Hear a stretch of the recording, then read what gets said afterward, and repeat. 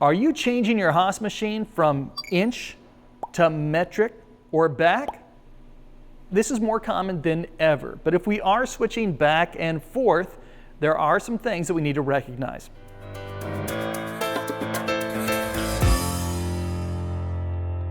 When we adjust setting 9 from inch to metric or metric to inch, the control will convert over all of our tool and work offsets for us. The control does not convert over any of our macro variables though. This would cause all kinds of unforeseen problems. And this matters because our probe calibration values are stored in our macro variables.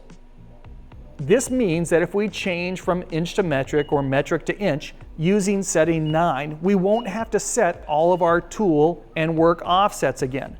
But we will need to recalibrate our probe. And the recalibration process is really simple if we make use of our probe calibration templates. 1. Calibrate our tool probe with a tool of a known length and diameter, a calibration tool. 2. Set our work probe length. And 3. Set our work probe diameter. Now, if we switch dimensioning modes and we don't recalibrate the probe, we're going to get alarms asking us to recalibrate. Now, if I am running an inch mode and want to switch to metric to run a quick part, but I don't want to recalibrate the probes, there is a simple solution. Change setting 9 to inch whenever probing, and then change back to metric when running our metric part program.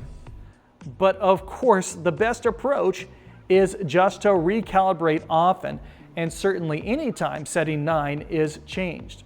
And recalibrating a probe is really easy as 1, 2, 3.